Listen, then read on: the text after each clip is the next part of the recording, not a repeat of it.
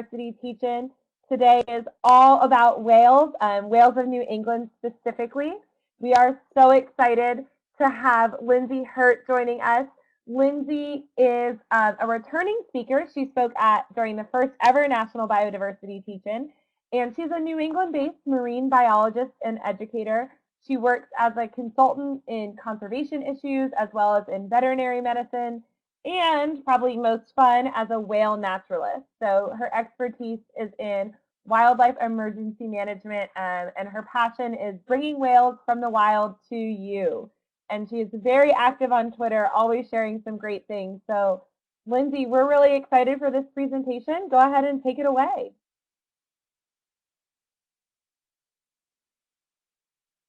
Good morning. All right, there we go. Thank you. So Allie's right. The best thing about all of my work is that I get to be a whale watch naturalist on fantastic boats all through New England. And before I keep going. All right, excellent. Loud and clear. I'll take it away. Thank you. So Allie's right. The best thing about all of my work is that I get to be a whale watch naturalist on fantastic boats all through New England. And so I'm going to share that with you today. Welcome, everybody. Thank you for tuning in to my webinar. I realize there are a lot of you out there and you're spread far and wide, so thank you so much for showing up. It's a balmy 8 degrees here in Plymouth, Massachusetts, where I am living and working in New England here. I heard someone in Delaware say that it's about 5, so okay, you beat us. So last year I was lucky enough to present for the National Biodiversity Teach-In twice. One was discussing whale and dolphin strandings on Cape Cod, and the other was about risks to the critically endangered North Atlantic right whale. So I'm going to follow up on that today with some information about whales overall. My webinar is entitled Whales of New England. I'm honored to be a part of the Ocean Day, sponsored by Earth Echo International, and again presenting as part of the greater effort of the National Biodiversity Teach-In. So I have taken some photos here. Today I'm going to be sharing what I've learned as a naturalist and also as a researcher through my experience using photographs. I'm going to show you what I learned during research missions, what I learned on whale watch cruises, and all the photos that you see in this presentation are mine, unless otherwise marked. So my first question to you all, I'm going to bring up in a poll. Let me know if you can't see this, because of course I have to start and see where everybody is at. Have you observed whales in the wild before? Can you all see the instant poll coming up?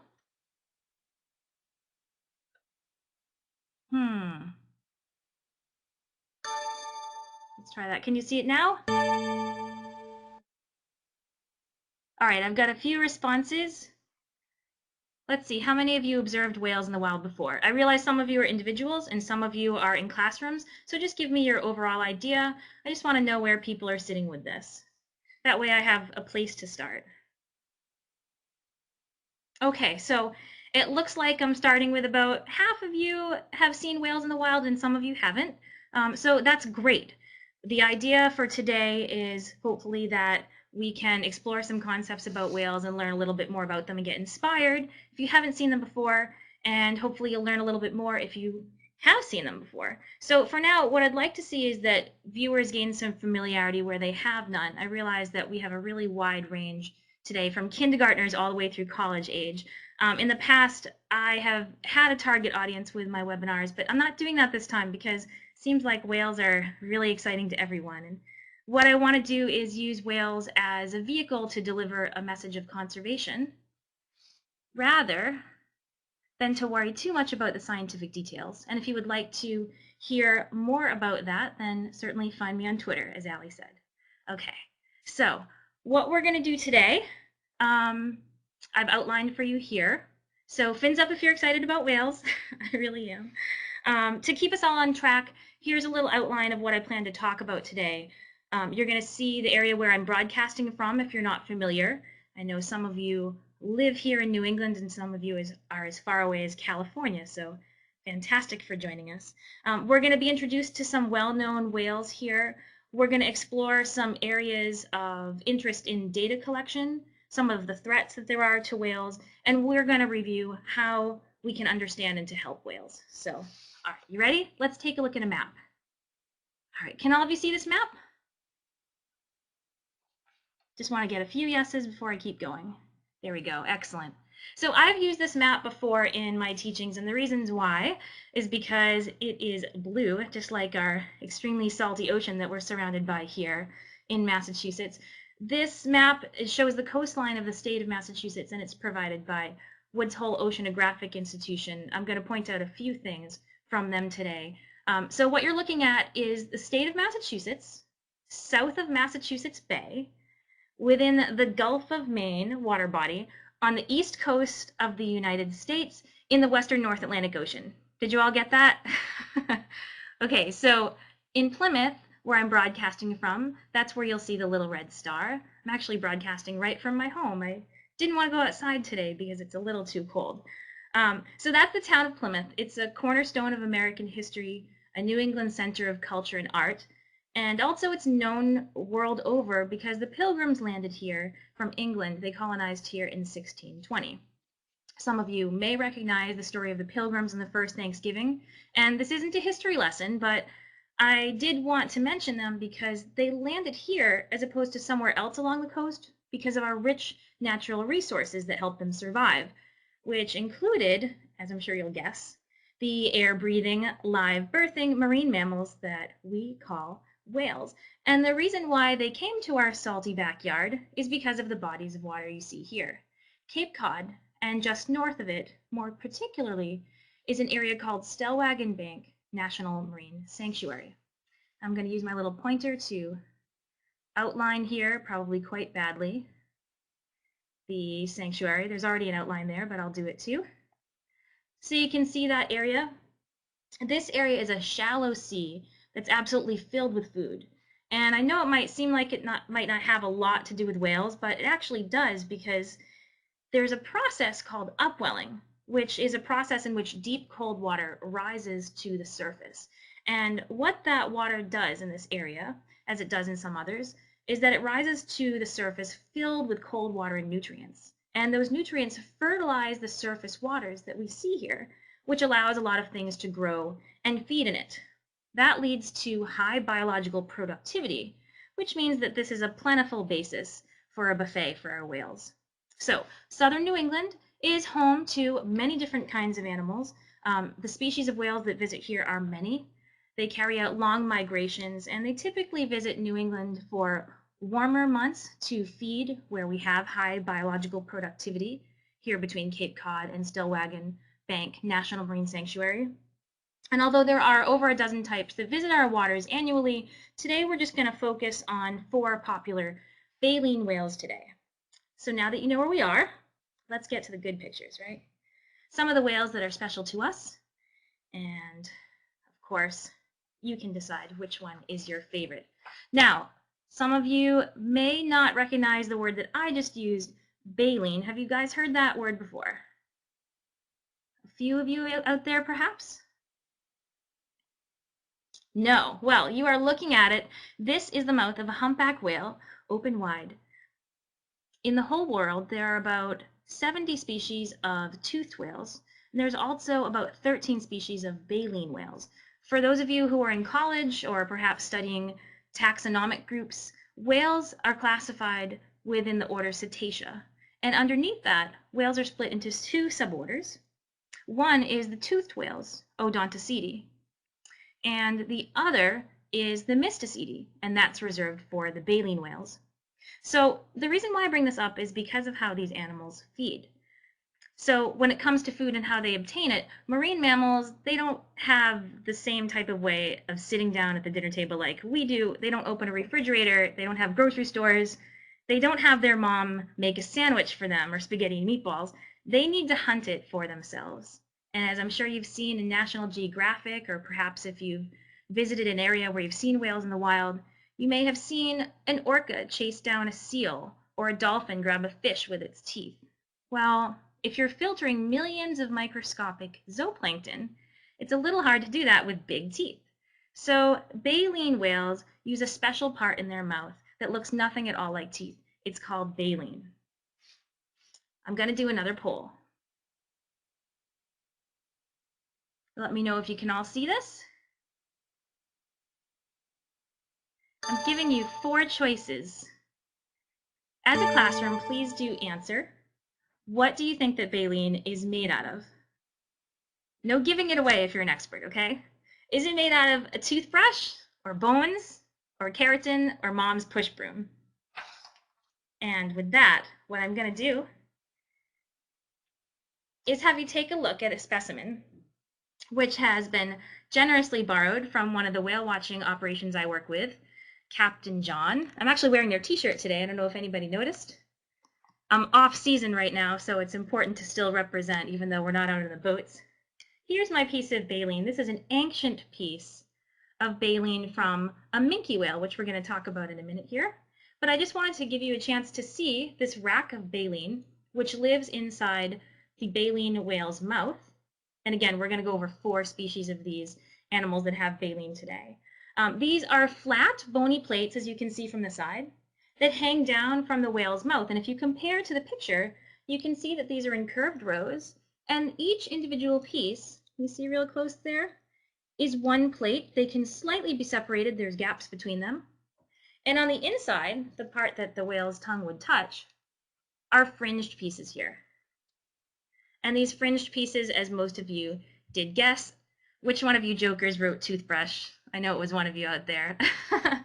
It's made out of keratin. So keratin is actually the same material, the same protein that your hair, as my fuzzy hair is made out of, and your fingernails are made out of. So if you've never touched baleen before, if you haven't had a chance, touch your fingernails and your hair.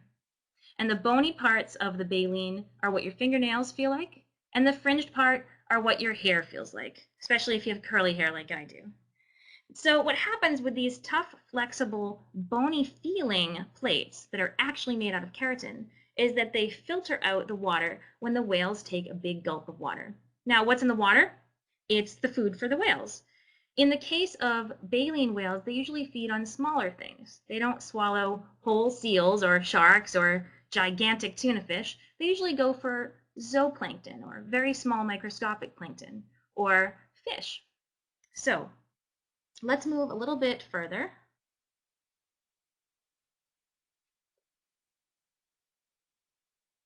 And we're going to start talking about the species of whales that I want to introduce you to today.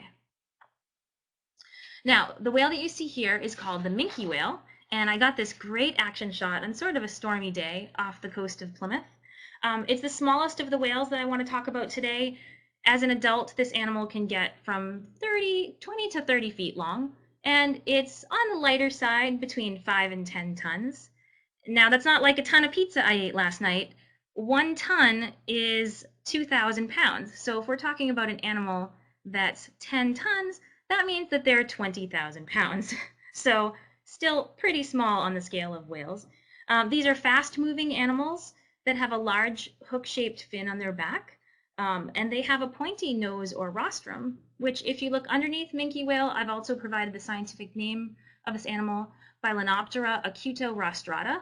If you are studying geometry, you know that acute means a small or pointy angle. And rostrum or rostrata is a reference to the rostrum or the face of the whale. So you can see that this animal has a very pointy face.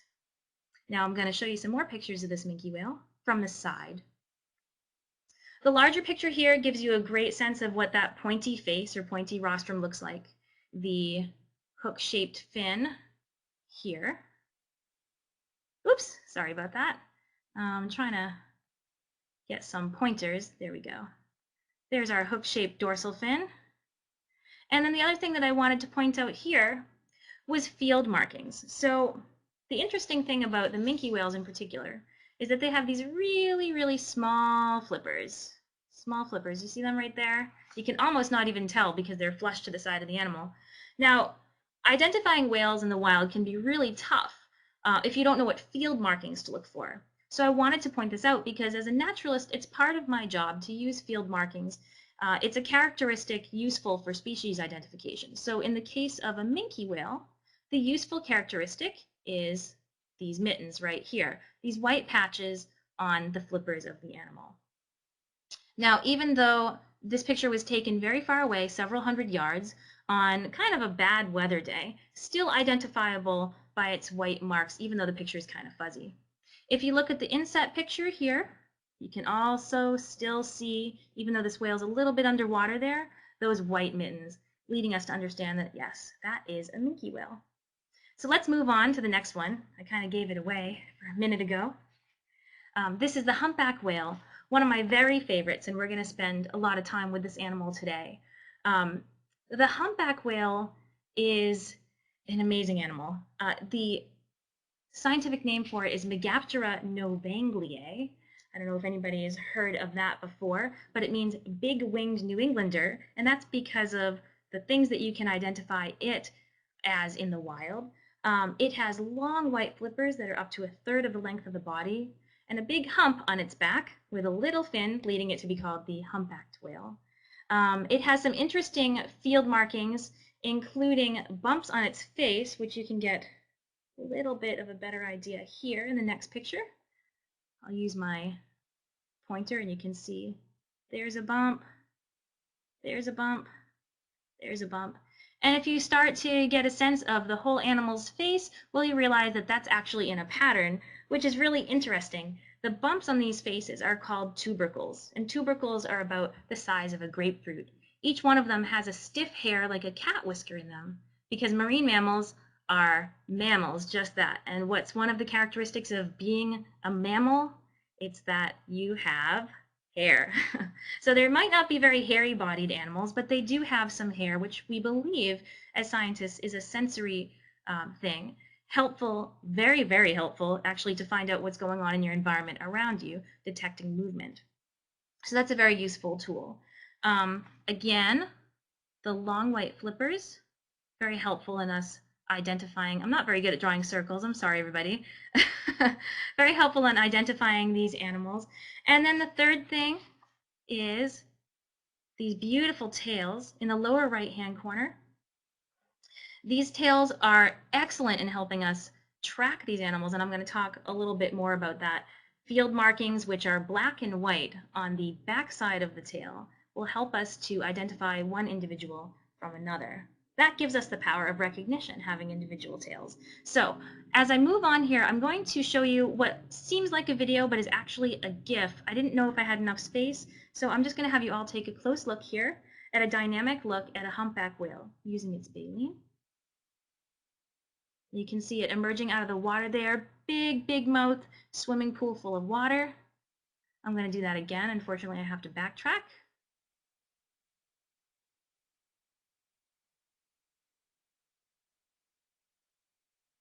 Did all of you get a chance to view that? I know it's a little bit tough.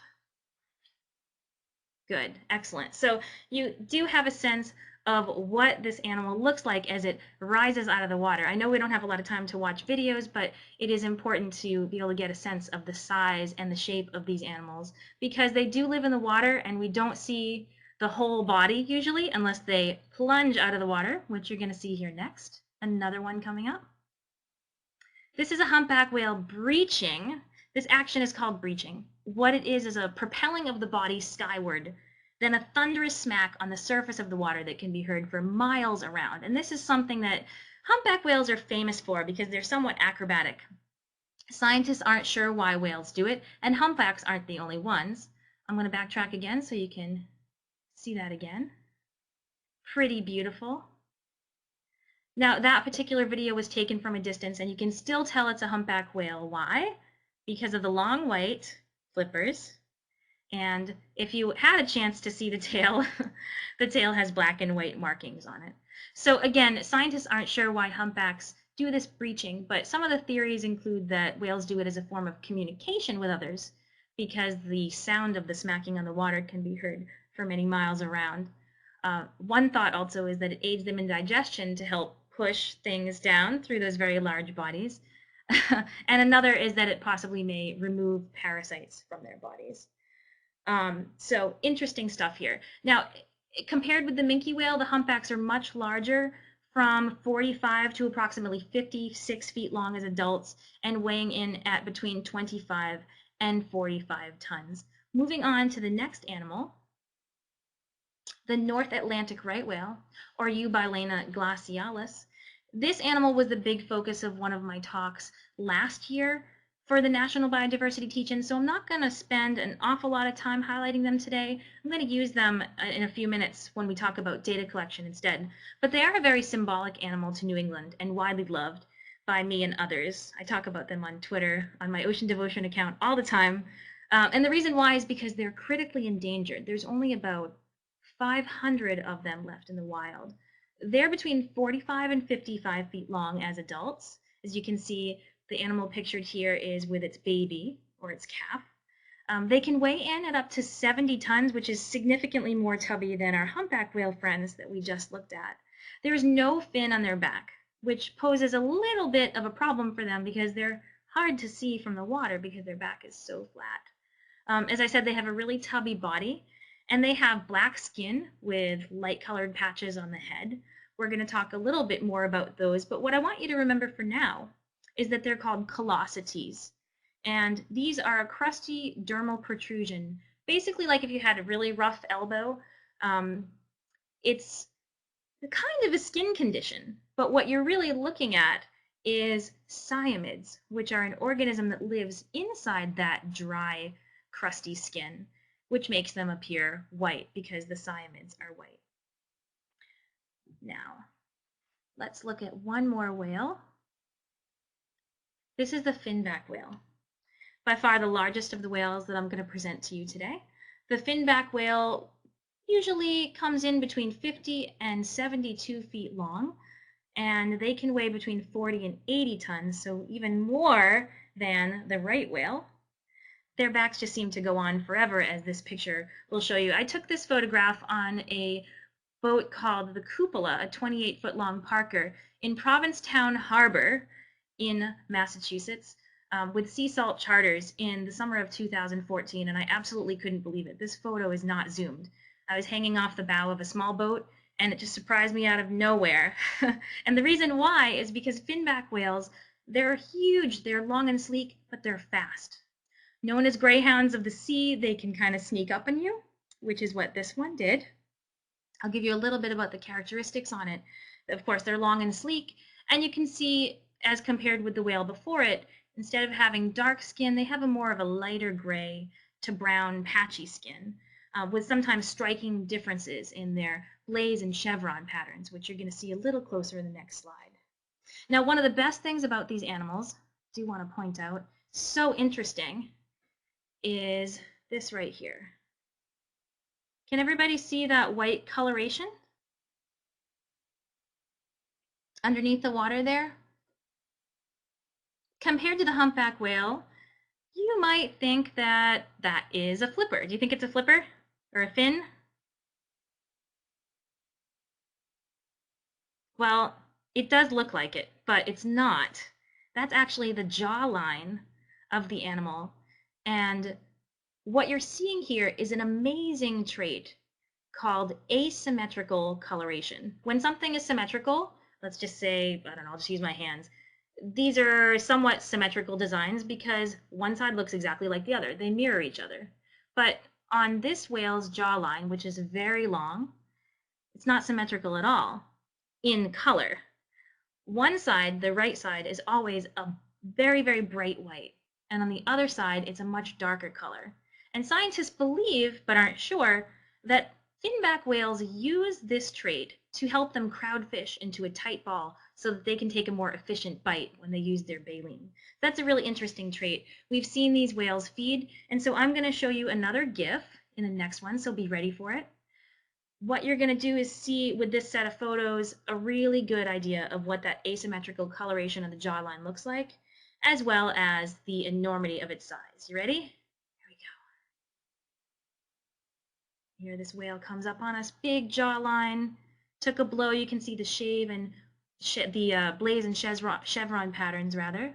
And then there's the fin. I'm going to do it one more time for you.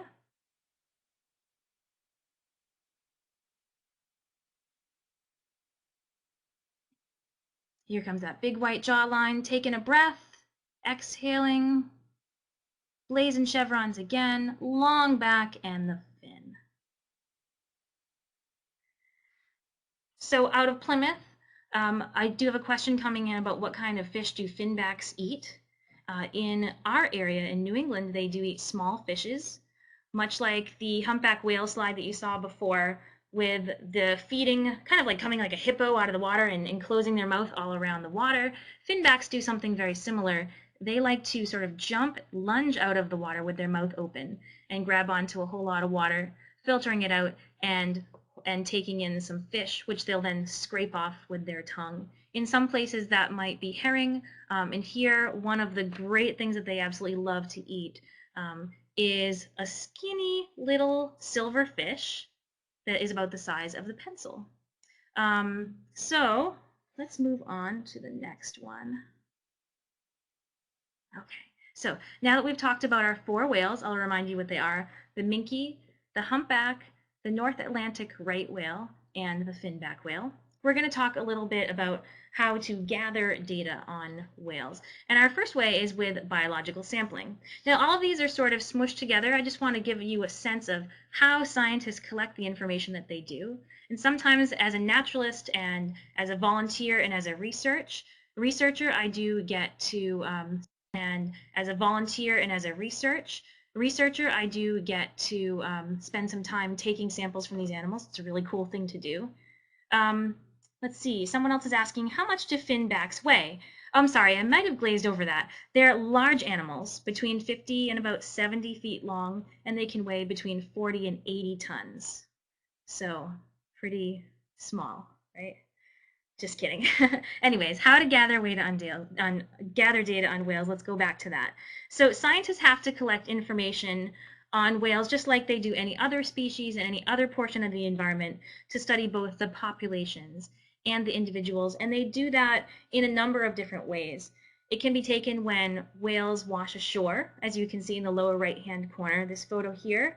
It can be taken when you're whale watching from shore. You can watch from a cliff if you're lucky enough to live on the coast. Popular way to do it in California and Oregon.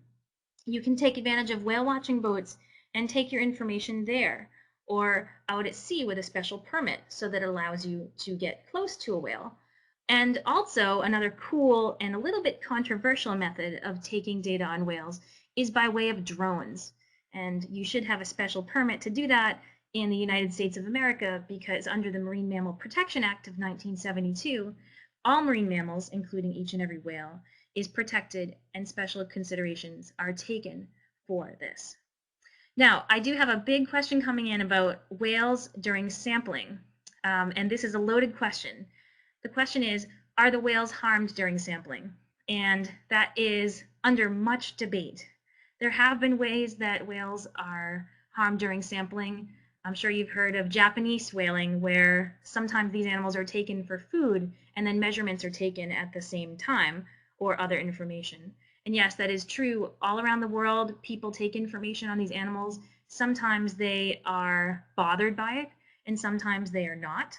I can go into a lot more detail about that after the presentation if you have interest, but what I can tell you right now is that scientists on the whole, as well as most people who have no interest in hurting whales, are trying to find as many ways as they can to take information without harming the animals. So let's talk a little bit about what is taken. Photos, as you can see by my presentation here, measurements, which help to build a history of the species. Ear bones are really useful and can be taken after the whale has passed away. Skin samples, which can be taken if the animal is alive or dead. Remember, these are huge animals, so a little skin sample, not a really big deal. Those are things that can help analyze for biotoxins, sex, that's whether the male or female, and the genetics of the whale, which really help us to build even sometimes a family history. One thing that scientists at the Center for Coastal Studies in Provincetown are doing is taking the earwax plug out of the ear of the whale to find out what the age of the whale is, which is a really interesting and new technique to learn about the age of whales. One thing I do want to point out in this upper left-hand corner photograph here is a humpback whale, and you can tell by what feature? The big white flipper here, the pectoral flipper. Is doing something really neat. It's exhaling or creating a blow or a spout, which you see here. A lot of people think that this is just water coming out of the water that the whale spouts from its throat. Well, that's not the case. They're just exhaling. They're breathing out from the two holes on the top of their head. They're nostrils, just like humans have. Baleen whales have two of them, just like us. And because there's so much volume to their lungs and the air is so warm, as it comes out of their body on the top of their head, it creates a bit of like a dusting, a condensation in the air, a mist. And so that's what you're seeing is the breath coming out mixed with some water droplets and also some really valuable information. From the blow spray, you can get hormones and also very stinky whale breath. If you ever go on a whale watch, beware. Some very valuable data is taken from this, and we're going to talk a little bit about how. Another really interesting thing that can be taken from whales in the water is their poop, their fecal material. And if you were lucky enough to hear about the conservation canines yesterday, the poop-seeking dogs, they may have told you all about the kinds of valuable information they get from that. So let's take a look at a cool action shot from one of my favorite research teams. This is the New England Aquarium's right whale research program. And I've used this picture as well as a couple others in this presentation before to talk about these whales. I really love this one because it's the Atlantic right whale, the North Atlantic right whale here, very endangered animal. And the New England Aquarium works very hard to gather information on these whales and help to conserve them without harming them. And here they are collecting a sample for their research. They can be found at Right Whale Scoop on Twitter if you're interested to learn more about that. Somebody's asking a question about how to elaborate how they use dogs to seek out whale poop. And I have to point you to the conservation canines. That's a whole other story, or I guess a more detailed facet of whale research. But what these dogs are used to do is to help to sniff out where the whales are and where they may have defecated or pooped. And samples can be sifted out of the water by the researchers with those dogs in the water. Very interesting stuff. I'm also getting some information about what is the best time of year to see whales, and I am going to get to that, I promise. And it does differ all over. So the next thing I want to talk about is technology. For those of you who are not into robots, maybe close your eyes for a minute. But this is really cool stuff here. Scientists use opportunistic sources like the Coast Guard or commercial ships, fishing vessels, and the general public, as well as their private research methods. And some of the most fantastic research methods have been conducted using amazing technology. So clockwise from the left, I just want you to see some of these methods here. The first one, that big yellow bullet-shaped bomb-looking thing, is actually called an autonomous glider, and that is something that is deployed into the water to collect information on whales. This one is from NOAA's Northeast Fisheries Science Center, which works in collaboration with Woods Hole Oceanographic Institution, and they collect information on whales in their environment. They deploy these gliders that collect information on the whales. Now, in the upper right-hand corner, you'll see a picture of some kids standing on a boat with a drone. If you can see the drone in the picture here, I'll see if I can point that out. It's pink right here. And this is a really cool piece of technology brought to us by Olin University in collaboration with Ocean Alliance in Gloucester, Massachusetts. And they use this drone. They operate it from boats at a safe distance away from the whales. And then they're able to collect samples and pictures in order to gather more data. In the lower right-hand corner, you'll see this tiny little thing. I was asked before about whether whales are harmed during data collection. This tiny little thing that you see on a long end of a long pole being attached to a whale here is called a D-tag, a digital acoustic recording tag. And that monitors the behavior of the whales through the dive cycle, recording the whale's depth, the direction, the pitch, the roll, and even the sounds that are created and received by the animal. They're helpful because they're completely non-invasive to the whale, and they can be attached with suction cups and then released so data can be collected. And they have a built-in hydrophone with a suite of sensors. So they're really interesting, and they gather millions of pieces of data. Also listed here are some ways that this technology can help the whale work that is being done, and I've listed them. Habitat use, of course. We want to know, where do these whales hang out? Food sources, social behavior, population dynamics, emergency response, and how to resolve some of the threats.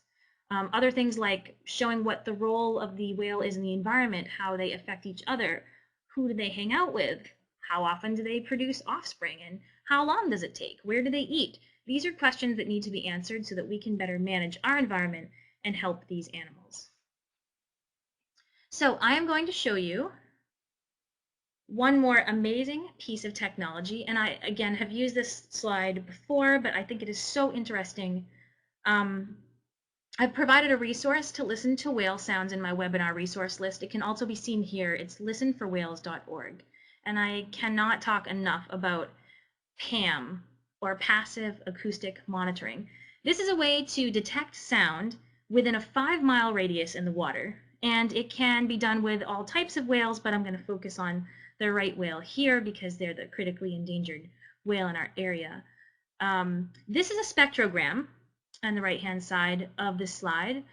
It's from Cornell Bioacoustics Research Program.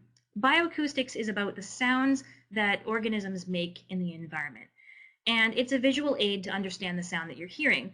The darker part of the graph is louder. So the frequency, or the pitch, is graphed on the vertical axis, that's up and down. And on the horizontal axis, left to right, is the time. So when these sounds are recorded through hydrophones, or microphones in the water, call libraries can be built to learn how whales make sounds.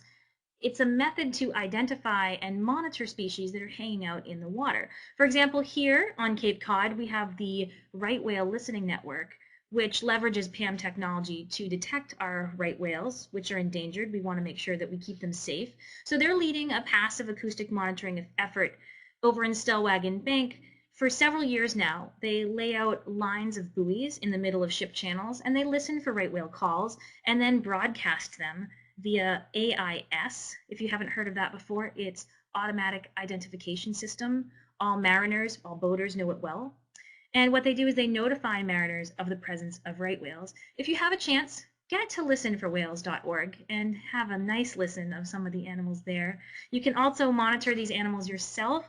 There's even an application, an app, there's an app for that you can use to find out where the whales are using PAM technology. It's called Whale Alert, and you can download it for free. And by the way, baby season for right whales is happening right now. It's December to April, right here in Massachusetts, so if you haven't done it yet, I suggest you take a look. Now I am getting a really interesting question here. Why do whales sing? And from any age, maybe 3 to 99, if you think of whales, you may think of whales singing. And yes, it's true. Whales they make a lot of sounds, but there is a very big difference between whale singing and whale sound production. Whales make sounds all the time. Sometimes they're calling out for their offspring. Sometimes they're communicating with others. Hey guys, look, there's food over here. Come on and eat this food. It's so awesome. And sometimes they're singing. Now, we believe as scientists that the singing that occurs with whales happens as a result of courtship. Courtship, that's looking for a mate and trying to make more of yourselves. So in the summertime, when the whales come up to the warmer water here, our humpback whales, for example, we don't really hear them sing. They do make sounds. They emit sounds. They huff and chuff and blow and splash and do all kinds of things, but we don't really hear much singing. But that's because they're not courting each other and looking for a mate at that time. They're trying to fill up their bellies and get really fat. So if you go down to, say, the Dominican Republic in the wintertime, when the whales are courting each other, you'll hear these sounds. And these are really intricate, repeatable sounds that our humpback whales make over and over again. And it is a song. Let's say maybe one might be 8 minutes long that is a repeatable source, a repeatable sound. And that is repeated by all of the whales in the same season, at the same time, calling out to each other. Now, each year, that sound can change a little bit. As one naturalist I know likes to put it, a new hit comes out every year, a new song. And that is something that we can see year after year, and this has been recorded since the 1970s. It was actually someone from Ocean Alliance in the 1970s that discovered that humpback whales in particular make a repeatable song. And it's an intricate, repeated sequence, just as you would hear if you listened to crickets or birds or frogs. So that's a really interesting topic. And again, if you have more questions on that, I do welcome them, and I'll be happy to talk about that more. So one more piece of the data is photo identification, and I really want to spend a couple minutes with this. I know I said I wasn't going to talk too much about the right whales, but that was just about the slides about each animal. I want to use the right whales again to show how it's a method of data collection that's so important to us, the photos. So the photo identification with right whales in particular, we're going back to the callosities, those white patches on the heads. Now, you can see here, these animals are being photographed from the sky. These are aerial photographs. As you can see, it's the easiest way to get a sense of the pattern. Each whale's callosities are white patches. They're a different pattern, which makes them recognizable as individuals in the wild. And so scientists survey whales by taking aerial photographs from planes like the ones you see here from the Center of Coastal Studies, and the inset is the Florida Fish and Wildlife. Once we get a sense of which individual is who, we can learn a little bit more about them. We can analyze scars and markings, again, to help us with identification, injury, and health monitoring. Now, in comparison with the right whales, which are identified by their callosities in their face, the humpback whales are identified by something entirely different. Number one, the tail pattern, also known as the fluke. Whenever you see a pattern that looks like this, that is called a fluke. Flukes are owned by all whales. Every whale has a tail, and in the case of the humpback whale, the fluke pattern is a black and white pigmentation that is unique to each individual, just like my thumbprint is individual to me. So we consider really the whale's hind end more like its face because it helps us to identify them. This animal here is a whale named Pele, and I'm going to point out why. He's named because of this soccer ball right here, after the famous soccer player Pele. So a secondary way to identify a humpback whale is from their dorsal fins, as you can see here.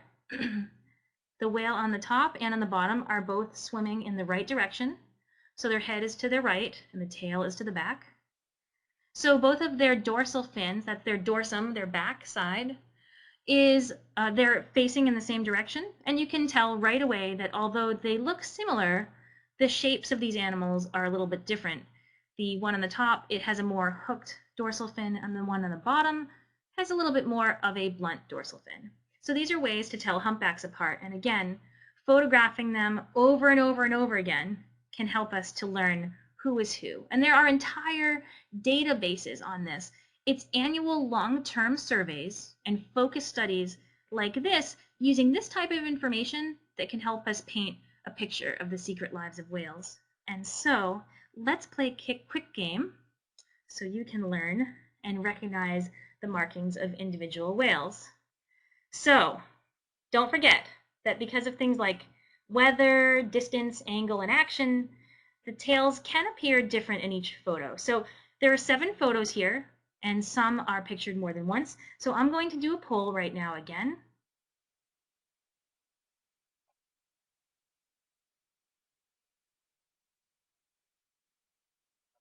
Take a close look, guys, and you tell me how many whales are pictured here. This is very tricky. Very, very tricky. I'll give you a minute to figure it out. They all have a different tail or fluke, each individual whale. And some of the whales here are pictured more than once, perhaps twice or 3 times. So tell me, folks, is this getting you? Can you tell the difference between these animals? Look really close.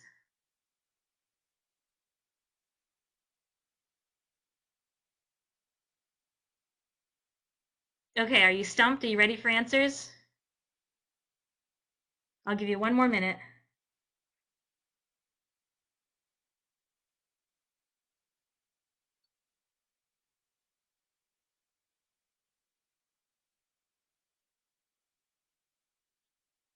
It's not that easy, is it? Most of you are getting close, though. Good, so the majority of you have answered. The answer, let me just get this poll out of here, is 4. So good job for about half of you. Usually this type of thing takes a lot longer to do. So the answer is 4. Each border color corresponds to one whale. So I'm going to give you the names of these whales based on what we see in their tail. The one with the whitish looking flukes that has the red border is a whale named Cajun. The yellow bordered with the darker flukes is a whale named Osprey. The green border is a whale named Pepper.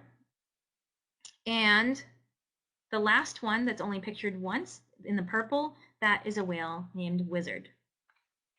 So it seems like it's okay. It's not too bad when you have 4 or 5 different whales here. You have to have several different markings that match up. But when you start having hundreds of whales that you need to match this to, and you have to go to a database, and your eyeballs cross for 8 hours a day, it begins to become a little bit hard. And I really learned to appreciate this when I worked with whale and dolphin conservation as an intern to identify these animals. The best tracking story that I have to share with you is a whale named Salt. Now, she's our best example of whales photographed in New England because she's returned to Cape Cod since 1976. And she's given birth to 13 calves. So we've been able to see her fluke over and over again. 2 of her daughters have given birth to 12 calves between them. And as of 2014, her granddaughter, a whale named Etch-a-Sketch, had her own calf, making Salt the first ever great grandmother whale. So really interesting. You get some good information about whales and their family trees through work like this. So last couple of things I want to talk about is human impact on whales. And I know we don't have an awful lot of time left because we started a little bit late, but I want to give you a sense of how important our impact is on them. What business do we have in the ocean? And that question is perhaps good for a classroom discussion later, but I'm just going to name a few things for you so you can be thinking about it. The ocean is a food source for more than 3.5 billion people. And in the next 20 years, it's likely to double to 7 billion. We have shipping industry, oil, gas, and exploration, military security, recreation, and ecotourism. Of course, whale watching itself is a huge business with at least $2 billion a year generated. And so being a little bit selfish, whale watches help me to have a job, so that's important too. But these businesses, they have impacts on whales. That's called anthropogenic impact. It means it's impact from people, and that can be negative. So what impact do you think that we have on the ocean and the things living in it? Think about it and talk about it in class later. Whales are at the top of the food chain, and they have an important role in the overall health of the marine environment. Unfortunately, their large size and their important role doesn't protect them very well because 7 out of the 13 large whale species are classified as endangered or vulnerable, even after decades and decades of protection. So again, I know we don't have a lot of time. Let's go quickly over some of the big threats to whales, and they are listed here. By no means is this list complete, but it's some of the ones that I've been studying as an emergency manager working with whale conservation. And they are as follows: entanglement in active fishing gear, and also ghost gear and as bycatch. And again, these are classroom discussion topics you can ask me about later, and we can delve more into. New England Aquarium in Boston, Massachusetts has done an extensive study that reports that 83% of the right whale population alone has evidence of entanglement interaction based on scarring. 2 animals have been entangled at least 7 times, and some perhaps even more than that. We also know that injuries have become more severe in the last couple of years, probably because we like to have really strong gear as fishermen, and rope strength has increased. There are a lot more whales dying than we know about, from entanglement that are documented, and these events all over the world they occur because fixed fishing gear is everywhere and trash is everywhere. That leads me to another big threat to whales, which is pollution and marine debris. Now, some of that includes chemical as well, but I'm going to focus on physical because physically, whales can become entangled in all sorts of marine debris like ropes or trash or plastic, which can restrict their movement. It can reduce their ability to feed. It can cause damage and infections, and that's really a problem. In the waters of the United States alone, it's thought that 52% of all the plastics in the water are due to recreational boating and the shipping industry, and that doesn't even include the litter bugs on land. They can also ingest this debris and choke a whale. It can block a whale's digestive system. For the right whale, again, their throat is so small because they eat only microscopic things. The circumference of a frisbee, or about the size of a dinner plate, is about as big as this 70-ton whale's throat is ever going to get. So if a plastic bag goes into the water, not a good thing for these guys if they go and swallow it. The vessel strike thing I want to mention as well because I have a picture here. I'm going to take an arrow and point to the damage that I saw right here on a baby whale. This photo of Ganesh and her 2011 calf, just weeks after the baby was found injured from a boat propeller. I took this photo in August of 2011, and this calf unfortunately was hit by a boat propeller. You can sort of see the propeller marks that go around in its body. Fortunately, it did survive, but some survive and some don't. And then the fourth big threat to big whales is that noise from unnatural sources like naval sonar, oil and gas surveys, and shipping industry, some of these things you may be studying in school, can cause behavioral disruption and may prevent whales from hearing sounds in the water. That's called masking. If you're trying to do a complicated math problem and someone's screaming in your ear, it makes it a little bit more difficult. So with all the negative impacts I know that we're talking about here, it can seem really hopeless, but it isn't. I want to point out some really nice things about whales. There are a lot of survivors out there, and they've taught us really good stories how we can help to protect these animals better. They've taught us really good stories how we can help to protect these animals better. So here's a whale named Owl. She's a humpback that was born in 1986. I might have to get checked on that by Whale and Dolphin Conservation, but I believe 1986, by a whale named Falco. And she's named for the two black dots on her fluke here. There's one. Oops, in the wrong direction there. There's the other. You can see those two black dots for owl eyes. And she was struck by a boat about 20 years ago, which you can see the extensive damage here and here. But you can see a large healed scar across her back, and Owl continues to do well, even after bringing a calf back to Cape Cod as recently as 2014, which is pictured healthy and happy in the next slide. There it is, 20-foot-long baby whale. It's just a baby calf. So I'm going to end here with a little bit about whale conservation.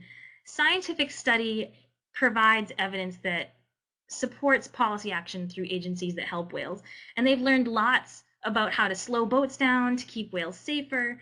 They've informed people on whale presence. They've created laws to stay away from endangered whales. They've mapped out new shipping routes to avoid whale superhighways.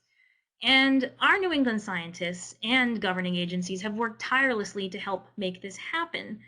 So why have they worked so hard? Well, marine animals live in every ocean in the whole wide world, and they represent a variety of roles in the ocean. Again, another thing that I think you'll probably talk about as classroom discussion. What are whales important to? Why are they important to a balanced environment and biodiversity? Well, I'm going to tell you about why I care about whale conservation and why New Englanders care. Of course, to the individuals like Owl here, we care about their welfare. We care about their pain and suffering. We don't want individuals, sentient, smart beings who can problem solve and work together as families. We don't want these animals to be injured. We don't want them to be hurt. We want to take care of them. But also the conservation of each species is really important because individual species are important for ocean health. They're They're sentinel species to indicate whether our ocean is healthy or not. They're important to coastal ecotourism. Whale watching, as I said, generates at least $2 billion a year, based on a new 2009 study. And they're also a historical and cultural symbol, from the orcas in the Pacific Northwest to tribal groups, all the way to Cape Cod and coastal Massachusetts waters. The right whales are important to ancestors of Portuguese whalers. So this is important stuff. But overall, conservation of the ocean health. Whales are so important. I'm going to go back to poop for one more minute. Whales are so big and they eat so much that their waste product provides an important resource of nutrients to marine life. And so let's end here with what you can do. Report sightings of endangered animals if you hear about them. Use your whale app. Support and participate in advocacy groups. And leave no trace. These are things that you can do to help whales in the environment. Have some social responsibility and stash your trash. And most importantly, please, please get out there and visit nature.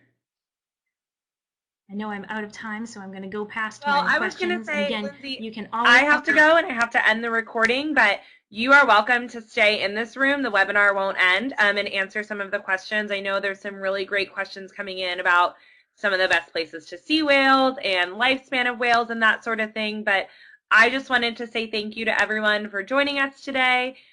We will be sending out some follow-up emails to everyone who registered so that you'll be able to access a recording of the webinar and access some, we'll include some of your resources as well, and as well as some Earth Echo resources on how to do things like beach cleanups in your own town so that you can really help protect whales and aid in whale conservation. Perfect. So thank you so much. You're welcome to stay. Awesome. And you can answer all these questions. Excellent.